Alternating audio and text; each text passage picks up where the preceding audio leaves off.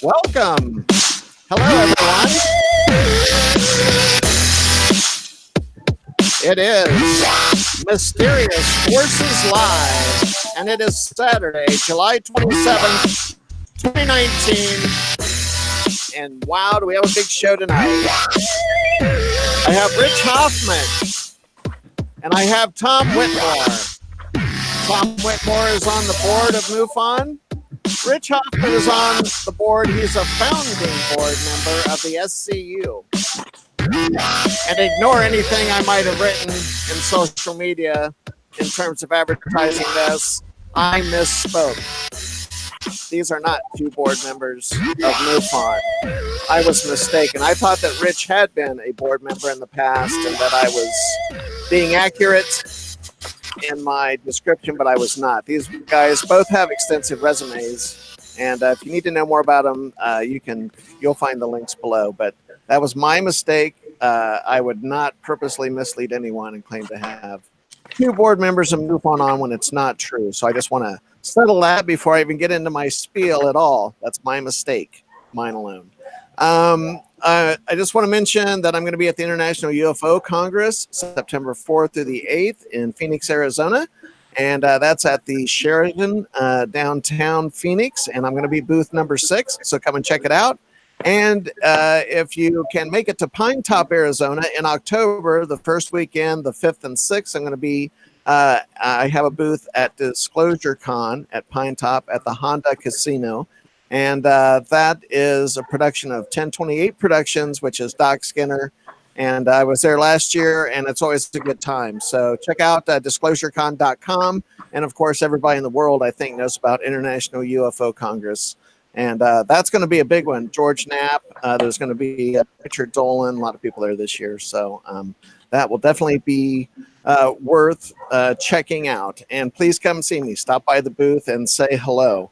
I want to give these guys a brief introduction. I'm not going to go too in depth, only because these guys are so well known. I think that most people know who they are. I'll give a cursory description of their bio, but find the links below or in the description if you want to know more about them, because I'm sure if you don't know who they are and you don't know what their work is, you'll want to know after we get done here tonight.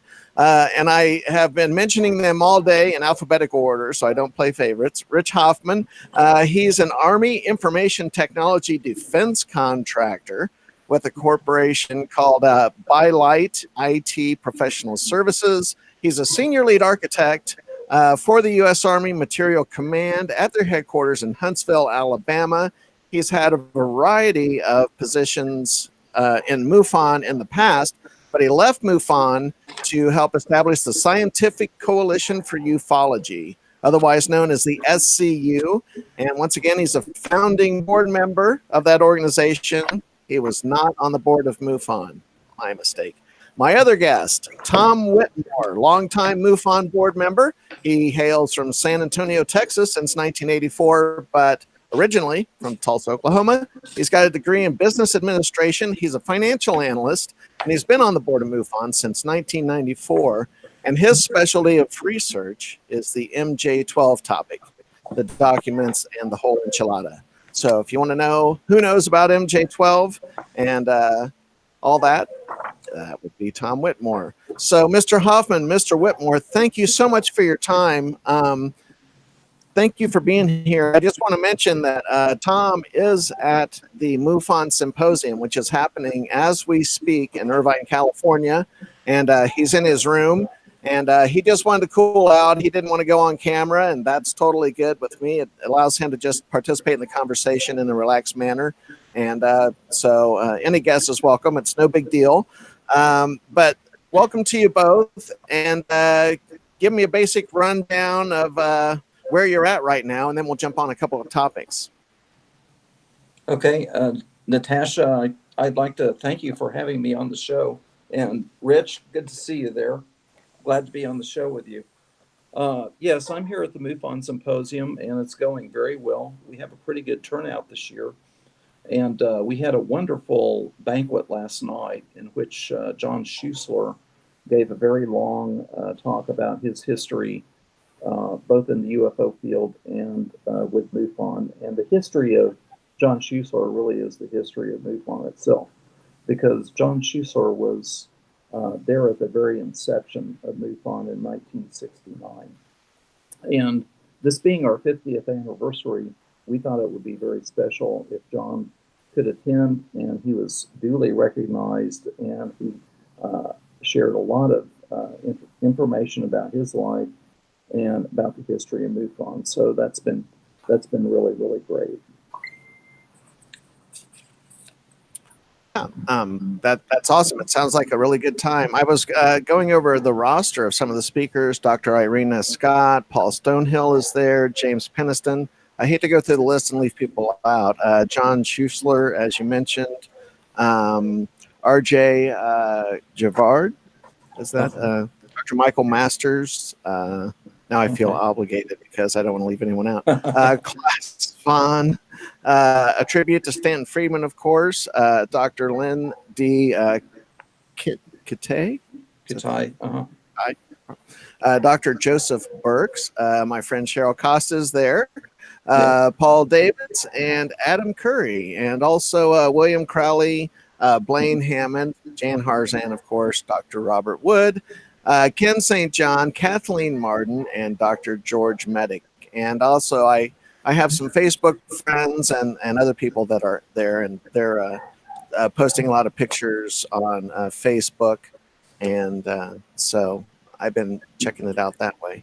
So, Rich, what's happening in your neck of the woods? What's going on with your research? Are things exciting down there with all of the 50th anniversary of the Apollo program? Oh, yeah. Here in Huntsville, we're going crazy with that.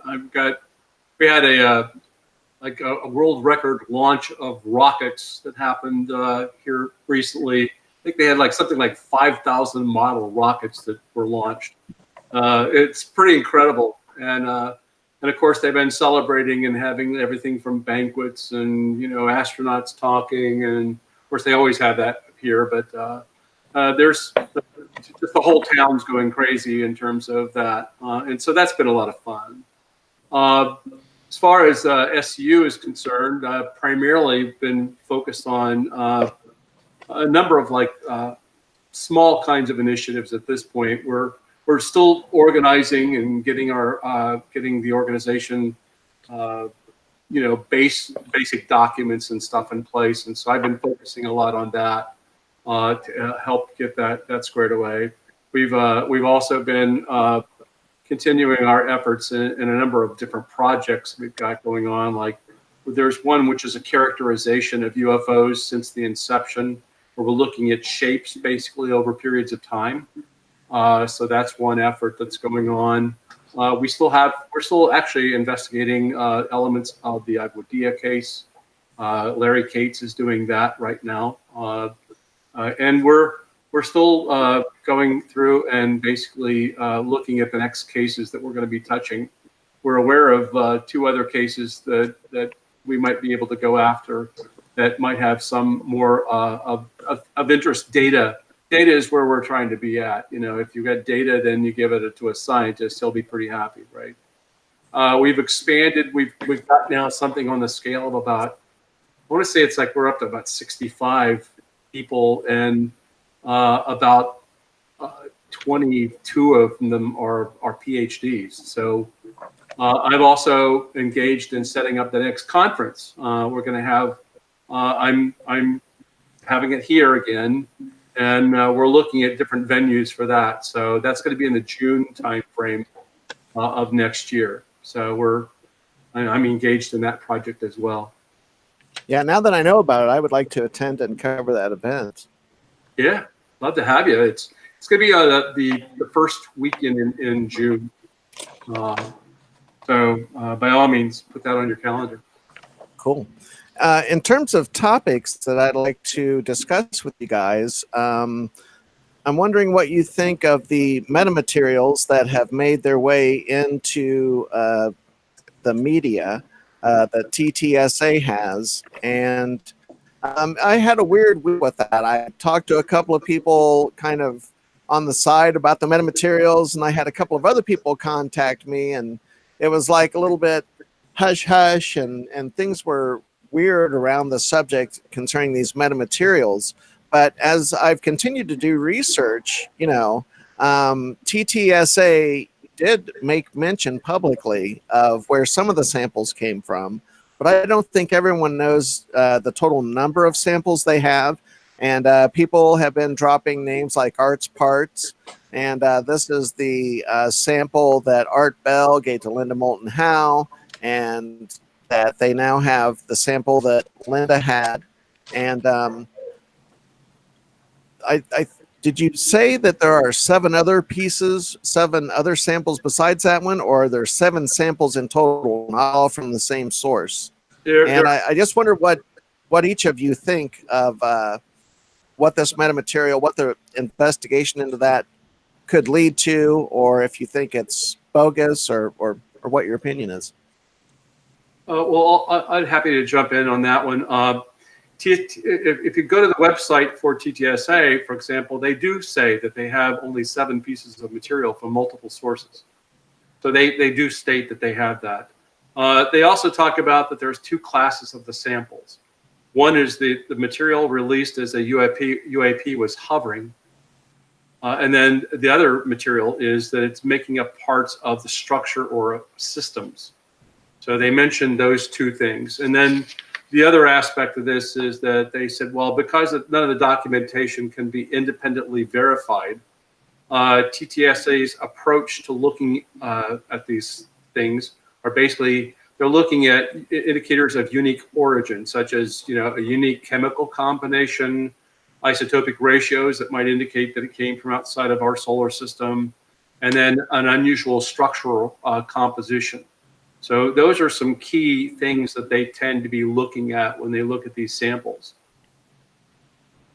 Yes, and I was looking at TTSA today, Rich and Natasha, and I'm not as scientific as Rich is. I'm a little more interested in the documentation and the historical side of it.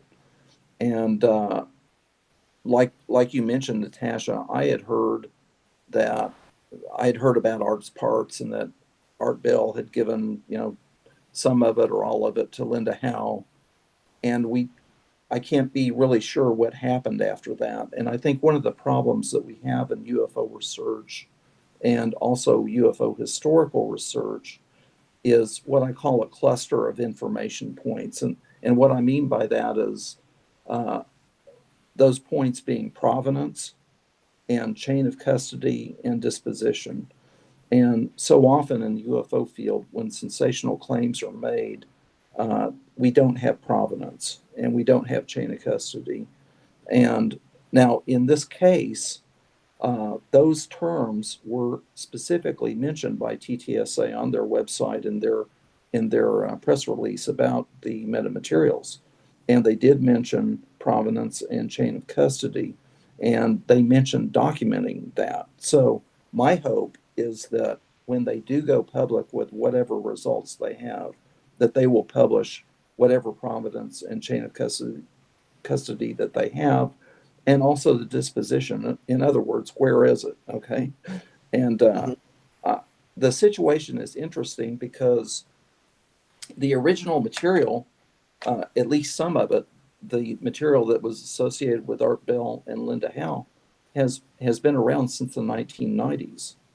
And there has been a lot of speculation and some assumptions that some of this may have ended up at Mr. Bigelow's facilities in Las Vegas. Well, if that's the case, I'm curious to know when that occurred and how long it has been there.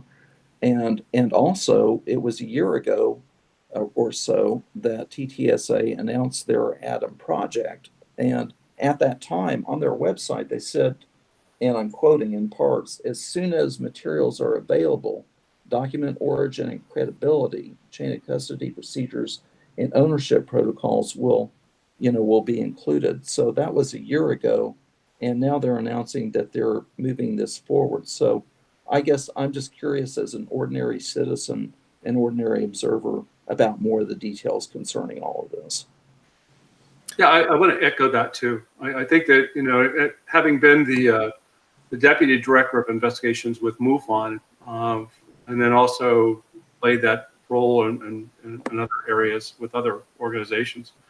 The provenance and knowing that chain of custody is very, very critical. I mean, without it, this could be coming from some sort of a metal shop, or something like that, where it's slag that was laying on the bottom floor of that place, and you just have no way of knowing. And so it's very critical for you to know, especially if if you see that there's the material you analyze has these very strange and unique properties, you'll want to know about it. I mean, let me tell you right now that there are places right now that are doing things like, take a look at it. The semiconductor world is doing all kinds of layering of materials. These bismuth and the zinc and the magnesium are not, they're not strange to planet Earth. And there are, places out there that are mixing some of these materials and doing that. So I'm just kind of curious to see where they're going to go with these this actual studies and the lab results. And as you very well know, even throughout history of UFOs, you can have one lab that'll say that this is what it is, and another lab that says something contradictory. So it's going to be interesting to see how this is all going to pan out. Yes, and I'd just like to add, excuse me, Natasha, but I'd just like to add that people's reputations are at stake here. Not only is TTSA's reputation at stake, but if they properly go public with the results of these analyses, even if they're negative, if they don't show that they're anomalous, it's going to be very important that the labs themselves, that their work is sound and their reputations are at stake. Sure. Very true. I was going to ask you, who are there laboratories that are universally recognized as authoritative that whatever results they publish are without question due to their reputation and their track record? I'm more familiar with it in the military context. I mean, we have the Livermore labs, and we got a number of other labs that we can go to. And I don't know, there's TTSA, for example, is still kind of like tightly linked to military and stuff like that. So I don't know if they have any kind of relationship set up with those kinds of things. I know that I saw a video clip where Hal Puthoff did mention that Bass studied metamaterials, but then on another kind of video, I heard where the manager had indicated that they didn't have any. So there's a contradiction there that's kind of interesting from the Bigelow side. The other thing is, Stanford University was used by Jacques Vallée, and they had some materials to study. So where they're going with them, I don't know. I've not heard, but I'm sure that I know Lou and that group well enough that they're going to be very, very careful about where they're going to go with this stuff. It's not going to be reckless or just some small lab. They're going to go after it from a good standpoint because of that reputation being on the line. Absolutely. Do you guys have an opinion on it? There's a lot of debate, and I don't know. I tend to tread more, I got to be honest, in social media and other people that have podcasts, and we take a look at the work of researchers. And so there's this kind of internet public chatter that happens around all of this. And then there's people who are really true professionals in this field, like you guys. And so that's a different level of research. You're at a different level of information on a lot of this stuff. And do you have an opinion on if TTSA has a cache of material or information, data, any data? Do you think they should release it all at once? Or do you think it's okay for them to release a little bit of at a time, which some people seem to perceive that that's what they're doing. And I think that they look at that as a shrewd business move in order to keep people's attention and build up their expectations rather than just releasing all of the material all at once so that it can be analyzed and picked apart.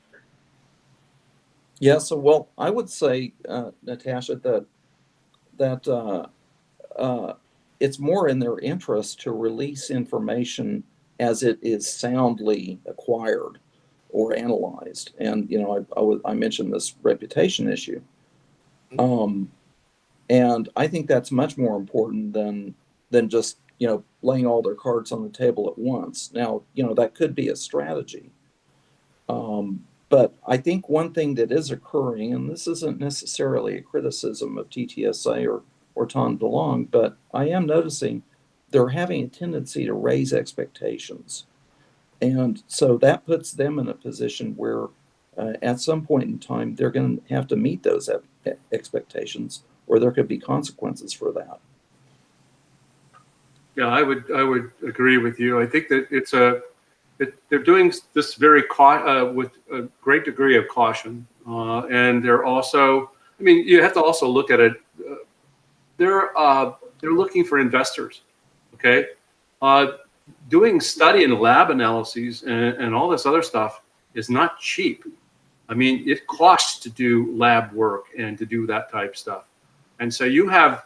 And one of the problems we've had in the UFO phenomenon, I mean, the whole field, is that we're basically doing this thing, this whole stuff without having any money or funds given to us, and so you can't do much on the cheap. I mean, you have to have the funds, and so they are trying to be able to get investors. They're hopefully going to, and so they're going to be doing advertising. They're going to be trying to do promotion. They're going to be encouraging people to go up and invest and help support them to be able to do further work. And so I don't begrudge them for that. I think that that's probably be a good strategy. And the fact that, like, we just got through talking about that it's a careful release and more deliberate, and you better have your ducks in a row before you make some sort of a statement, and so that's where I'm at with them. And I think that that's a good way to approach it.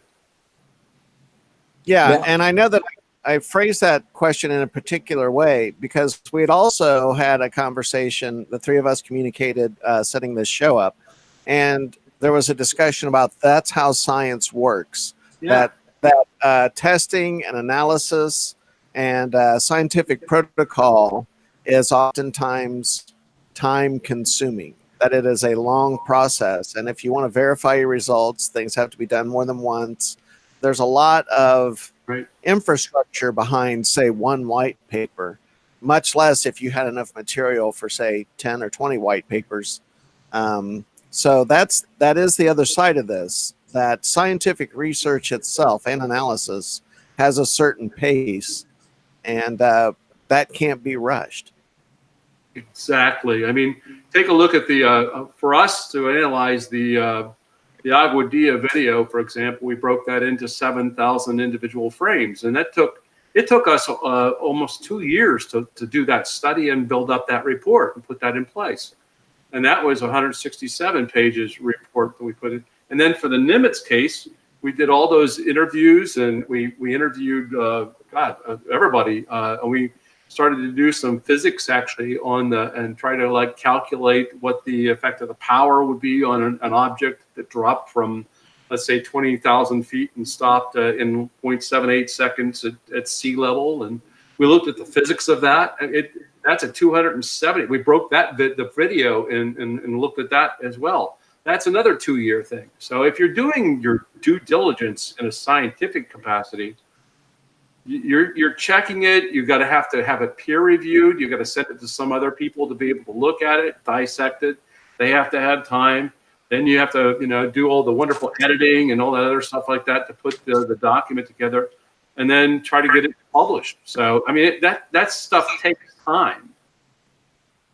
Yes, and I'd like to add also that the UFO field being as controversial as it is, that common sense would dictate that you be darn sure that you're on solid ground before you release any information such as that. Because the UFO field can be extremely vicious in its criticism. And that's not even to mention the scientific community. they're extremely rigorous, and you know your ass is going to be on the line. You know. Yeah. Without doubt. Yeah. And You know, and yeah, the online commentary is a whole other level of just public, I mean, opinions are opinions, and the internet has kind of opened that door to all of that. Just like me making a mistake and getting my facts mixed up and writing the description. Like I knew it, and I knew it, but it was just really close to showtime, and I had everything set up, and it was like people will chew me up and spit me out for making a mistake like that. And I knew before the show started that I'd made a mistake, but I have to wait till the show's over to go out back and fix it. But I mean that I think that kind of lends to what we're talking about here. Not only do we have the scientific community and the skeptics and your Michael Shermers and people like that are just waiting to kind of snipe at whatever research is put out, then you have just kind of this people who are fed on a steady diet of media or television. And, things are not solved in a CSI lab within 45 minutes like it is on television. And, I think that feeds into the expectations as well, because I think people are like, well, they have money, just hire a lab and send it off and run it through the scope. And let's see the results. Come on, let's get on with this.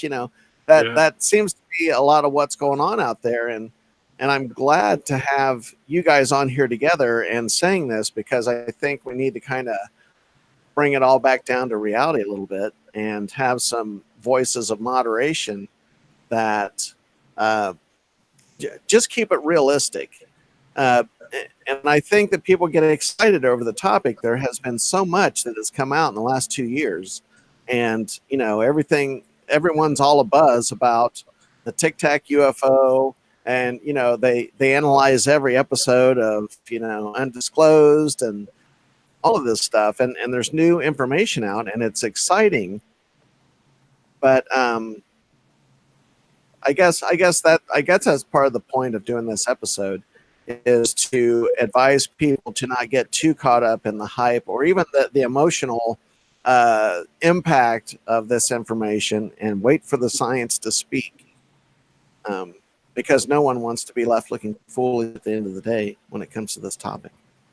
Yeah, and that I'm so glad that you're talking about this, because again, it's a situation where the expectation that we have often is that we're going to get this stuff very quick. We're going to have this delivered, that we want answers. And we become these like news junkies, if you would, where we're expecting the next soundbite, and we're looking for the next soundbite, and we get so wrapped up in hearing that.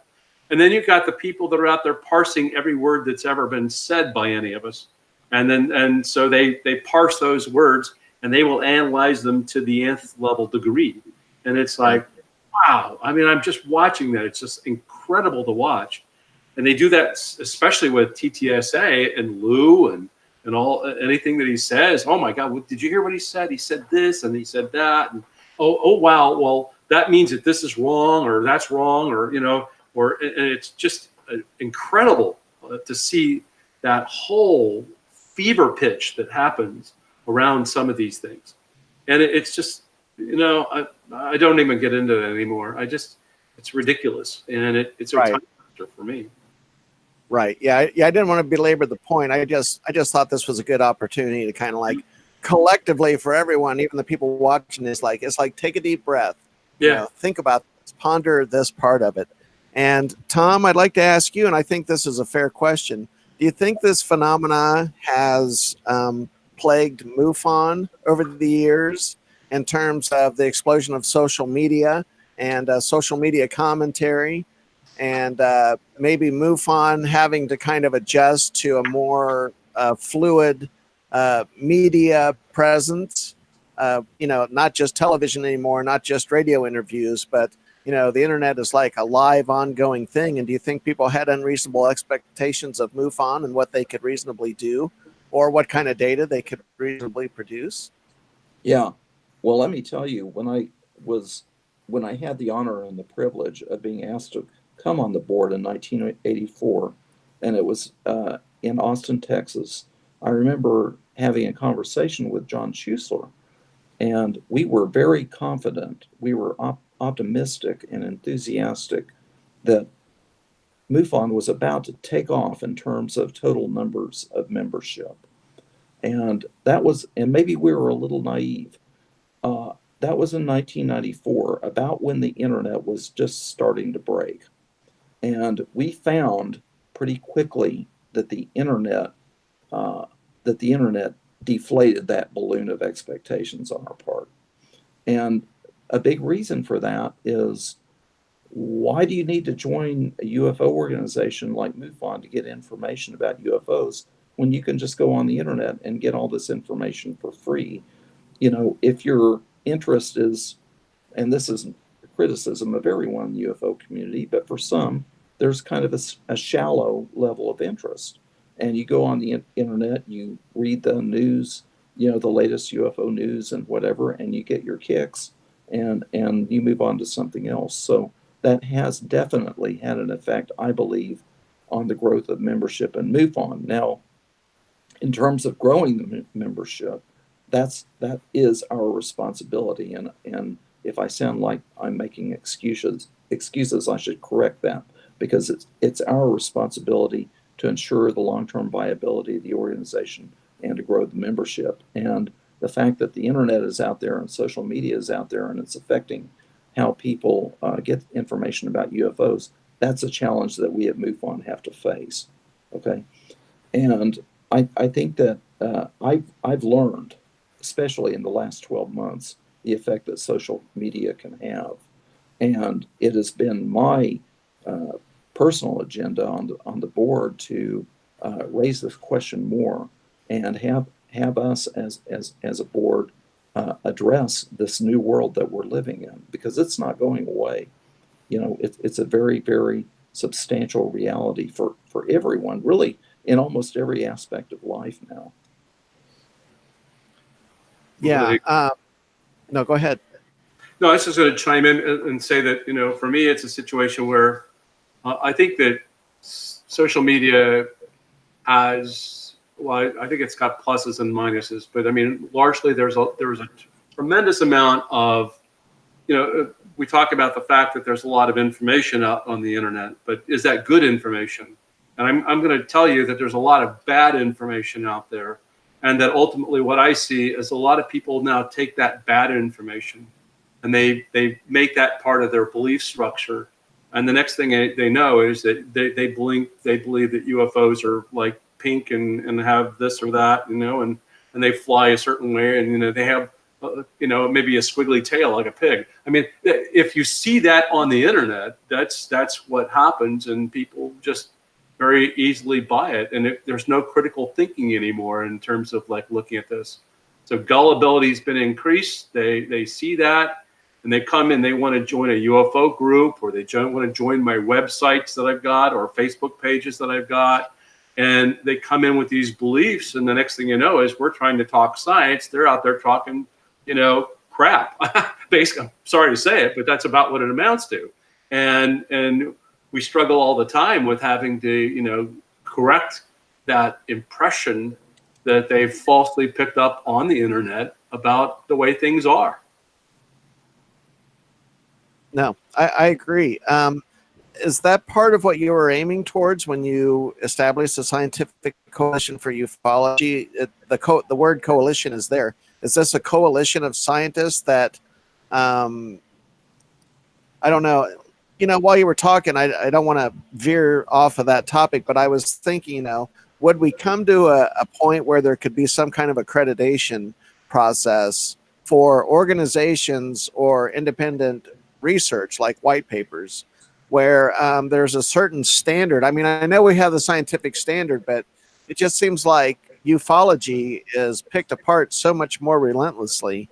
And what a lot of people don't like, you know, the Michael Shermers and other skeptics, while they're often correct and they have valid things to say, they also come at this with a bias, and their bias is implicit in their skepticism sometimes.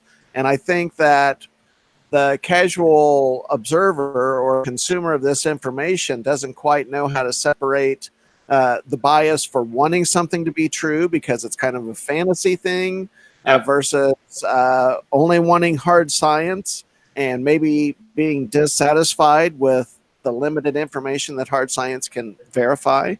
And because so much of this field is left up to interpretation, and then there's this huge unseen, in terms of context and what we're talking science, there's this whole unseen world behind that of experiencers and witnesses and people who have other claims of other direct experiences, sightings, interactions. And that's a whole other level of, who can you believe, who can you trust, then that's where it starts to get really crazy. Well, Go ahead.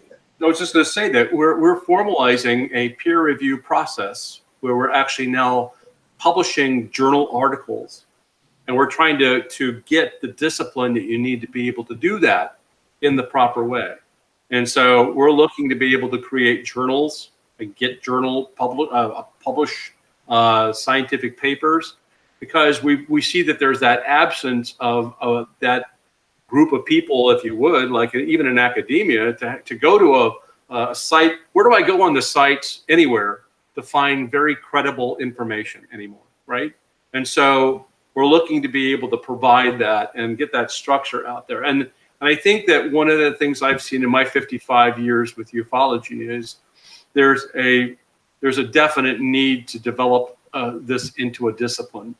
In other words, it needs to have structure overall. There's a lot of different parts and pieces. You have the researchers, you have the investigators, you have this or that, and they ought to, there ought to be some sort of even an accreditation in terms of their like a program. And I know that MUFON had put in a university and is doing its work in terms of getting people trained properly and getting them certified, if you would, through their own certification that they've got.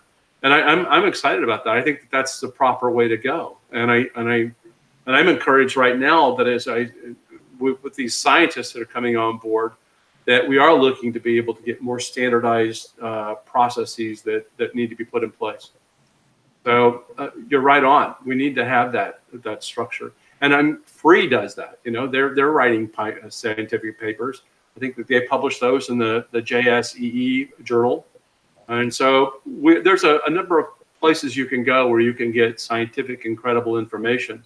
But it's oftentimes hard to the novice who comes into this, and the first thing that they find themselves is on YouTube looking at something about, the space armada and the space flights that are going on, or right, something of that nature, and they don't know where to go, and nobody's helping to guide them, right? Mm-hmm. Tom, do you think, and I don't know if this is a fair question or not, and if it's not, just go ahead and say so. And I know that you don't represent MUFON, you don't speak for MUFON, but in your opinion as a board member, do you think that all this activity with TTSA has kind of lit a fire under MUFON as a positive motivator to kind of recapture their place in ufology and become more relevant? Because it's kind of been up and down. And I think it would be possible, MUFON has a brand. Let's be serious. They have a brand. MUFON has come out of the mouth of fictional characters like Fox Mulder on the X-Files. And MUFON itself has kind of a cultural cachet, almost in the way that Area 51 does. Everyone's heard of MUFON. They know who they are. Do you think that there's a motivation towards competing with TTSA in any way, or having to kind of meet these new standards that the media and the public are kind of begging for? Yeah, well, I understand your point there, Natasha, and it's very well taken, because when TTSA came on the scene, I will tell you this, it was a little bit of inside baseball, but Jan Harsan brought it up, and this was at the very beginning. And I think he was, like everyone else, like all of us, he was very curious about, what's really going on with TTSA there. And I'll take the liberty to say that I think maybe he was a little bit concerned but I think it's important to distinguish that we're not comparing, or let's be careful not to compare apples and oranges. For Right. example, what does MUFON do? We basically do three things. We run a field investigation network, and we collect data from those field investigations, and we put them into our database. Okay, we publish a monthly journal, and we put on an annual symposium. Now you look at SCU, and I've told Rich this directly. I think Scientific Coalition for Ufology does excellent work, but it's a different animal. Okay, it's a collection of PhD scientists. They'll take a single case and analyze it in great depth, and that's wonderful. And I encourage any scientific work that can be done, that be pursued. Now, TTSA is a totally different animal from either one of us, in my opinion. Okay, and you have Tom DeLonge, who is a former rock star, and who I think has the ability to appeal, at least partly, to younger generations.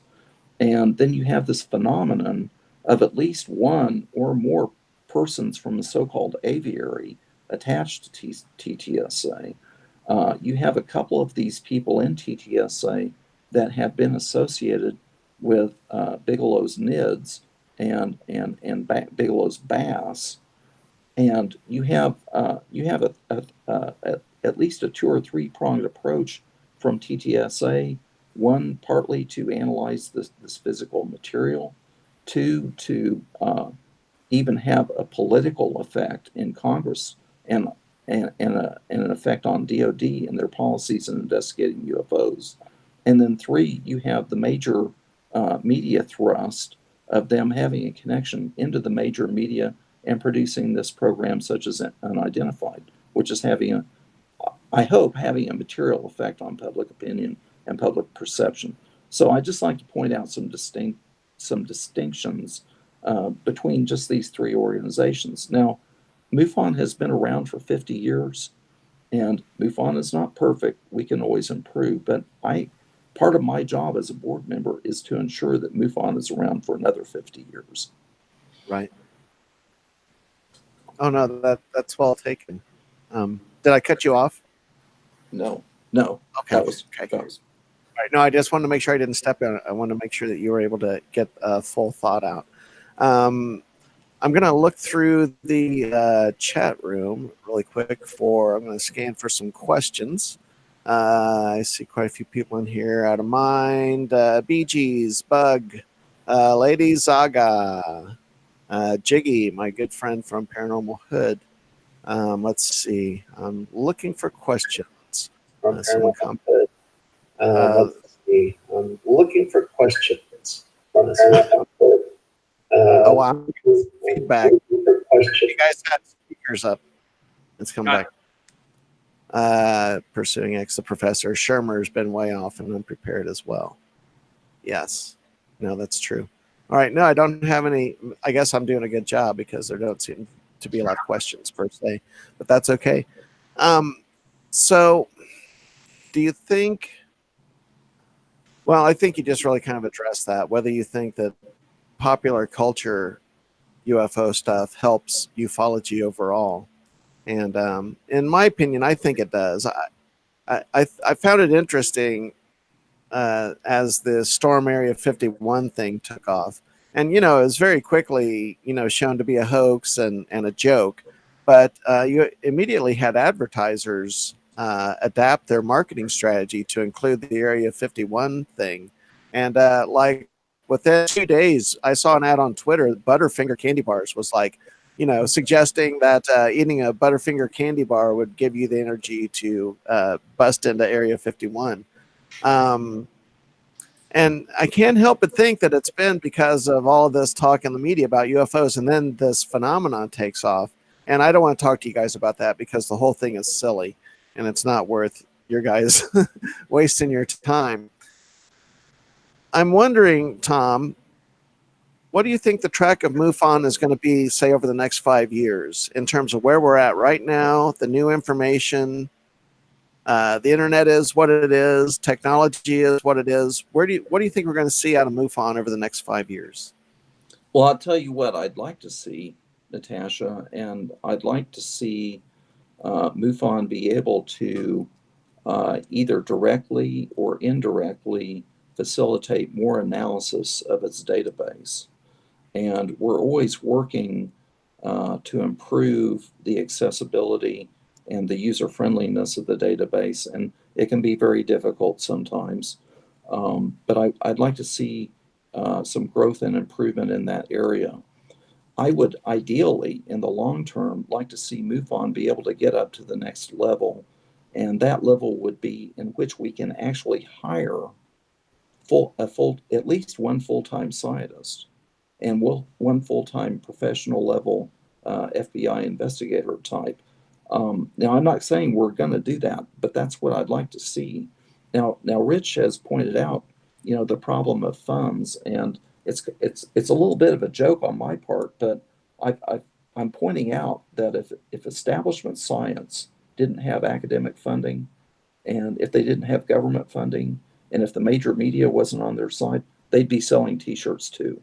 Okay, Right. It takes money, and we need there.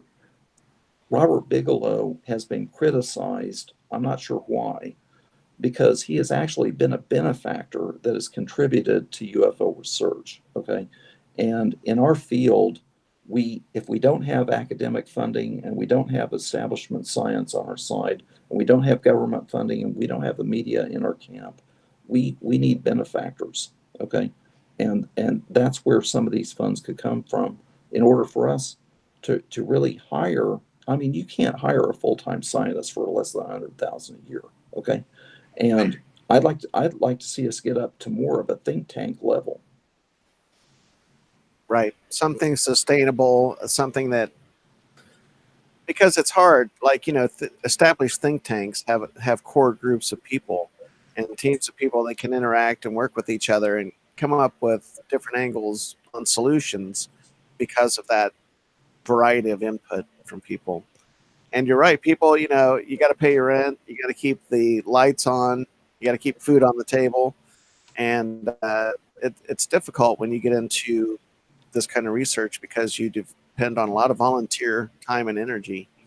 And you're right, there's no big government or corporate money behind a lot of this. I'm hoping that someone will come along. I guess, at first I thought, well, why doesn't Elon Musk, throw some money at this? But I think with his SpaceX work going on, I don't think he can rock the boat with that and the government too much. And I mean, this is pure speculation on my part, but he seems like the kind of personality that would be involved in the topic. But I'm sure that his DoD work and work with NASA would prevent him from really painting outside the lines, on that topic. I should also just chime in and say that, going back to this whole thing with money, I mean, it's amazing how you have to have the money to be able to do this kind of work. And at the same time, if you do collect money, then you're criticized by a certain part of the community because you're collecting money. And I've watched that interaction. It's crazy. It's totally nuts because you have to have the money to be able to do things. And right. So it's like, why? Okay. Even in the scope of the 22 million that went to study the phenomena back when they first formed the OSAP group, and that was part of the NIDS and stuff like that. Well, okay, you needed to have money to be able to go out and buy all these wonderful cameras that you're going to put all over Skinwalker Ranch and to have that all interconnected, and that cost a little bit of money. Then you're going to have to be able to go and pay for people and scientists to be able to go out there and get flights and do all the wonderful stuff to get out there, because it's not necessarily in a very convenient place to go. And then you're going to have to put them up, and everything. So I mean, it's like we all can't be doing it for free because we're not going to get very far if we do. And I think I'm going to point out to you that, like, the projection for us in terms of where we would like to go with SCU is to be able to now get more universities connected. And we are also affiliating now more with other organizations around the world. So that's another big factor, is that we need to be able to leverage scientific teams in other countries, because we can't get it in the United States. You know, if we can't get people here that are willing to do it, other countries are more open about this whole subject to begin with. So you might be able to get the French to engage, the Chileans to engage, and we're all excited about that. Oh no, and actually, yeah, I was going to segue into what the SCU is going to look like over the next 5 years. Do you think? Oh, I had a question in mind while you were talking, but I was listening. I don't know if I lost the question or not. It was about the SCU. Because I'm intrigued by the idea of farming this research out to other countries that might be more affordable. That's interesting.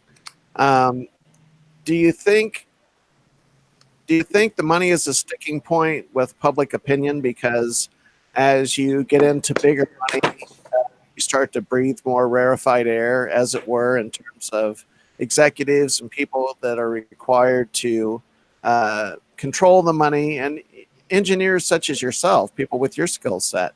You know, it's not cheap. And so it starts at some point. I think the perception of the masses is like, it starts to look like an elitist thing. Well, money, and everyone wants to point to TTSA and kind of point the finger at them about money and the profit motive, which they've been pretty open. I mean, I guess they do want to make money at some point, and that's okay. We get it. I guess it's trying to balance this desire for information and desire for quote unquote disclosure, which is kind of a wash term in my opinion. That drive for, I don't know, I lost my place. I was searching in my head on this question I had for you. That's okay. We can come back to it. I was just going to also interject the fact that, none of us on SCU's board or anything like that, we don't ever plan to be taking money for ourselves. We're going to continue to work with gratis. And ultimately, if we do go out for money and stuff like that, it's going to be basically for a project that we're working. Like, it might be to go get some technology or something like that, or whatever, and it's not going to be us collecting a huge pot of money. I think you recall when the last time I was on with you, we had our symposium here. I charged $175 per person to come, and we didn't make. In fact, we lost $200. We didn't make a profit at all. But that was not our aim. Our aim was to be able to get people together to have a scientific conversation about this subject, and I think we achieved that admirably. So that's where we're at anyway. I remember my question too as you spoke, and it's a good question. That's why I got so stuck on it. Like, man, that was a good question.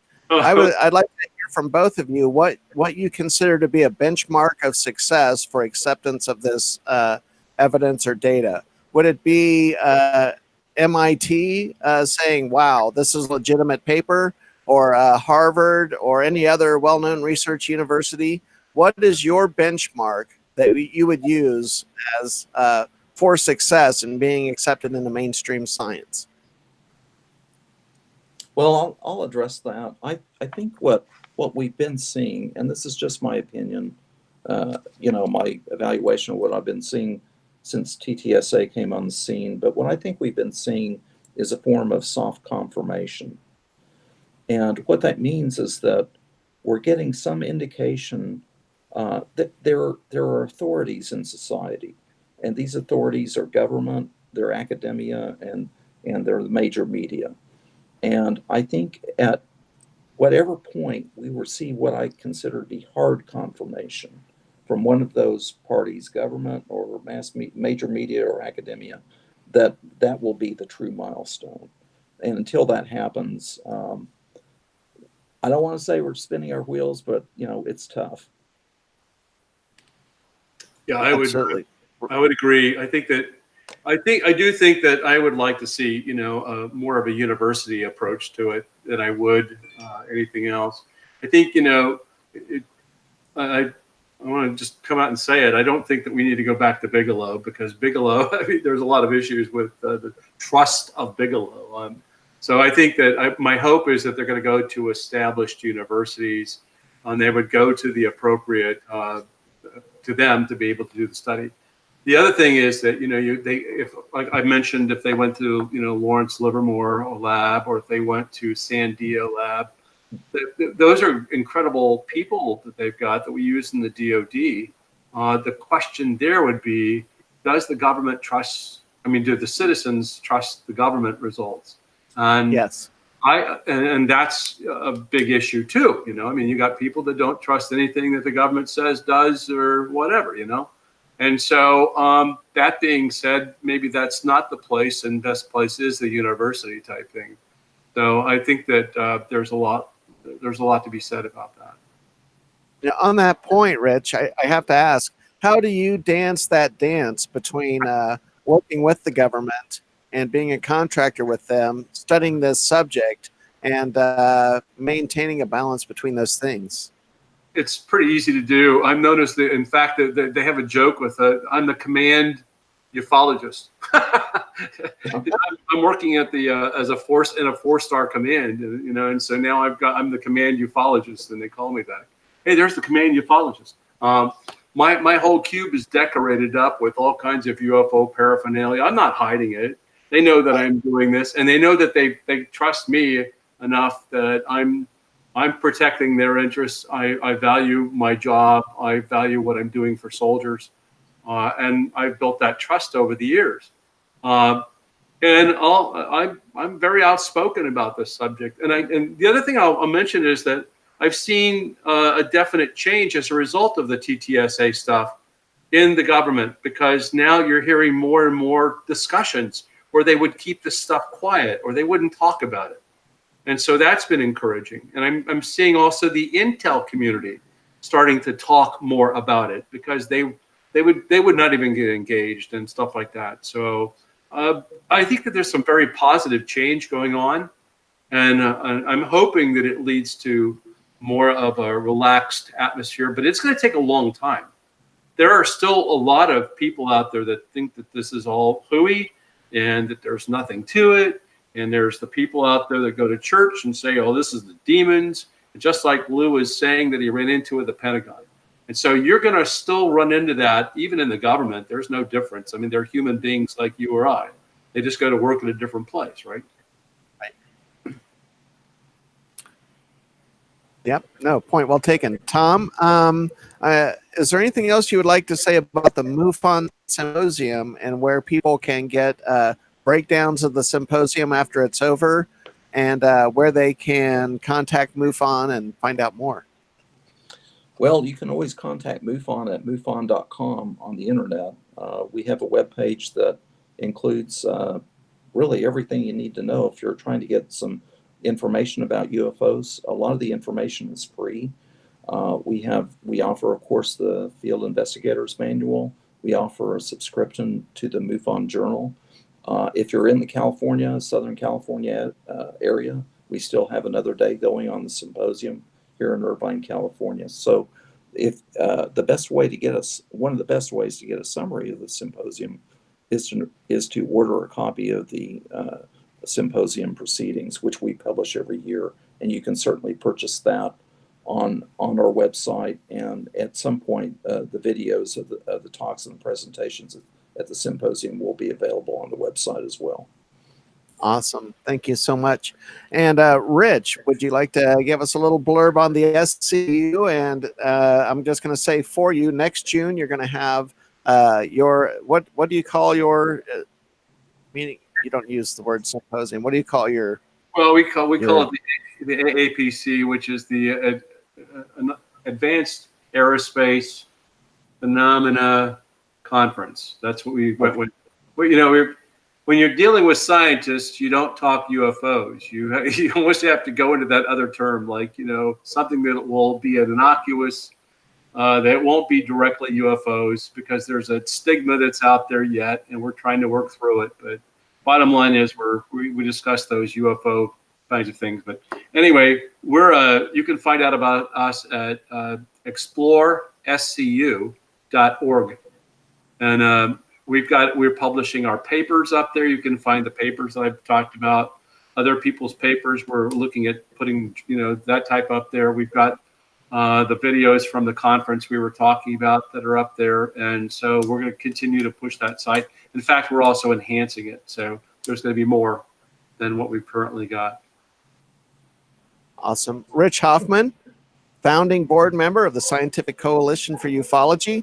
Tom Whitmore, board member of MUFON, financial analyst, expert on MJ12. Thank you so much for taking the time out of your busy weekend at the MUFON Symposium to be on the show. Rich, thank you for taking the time to spend the hour with us.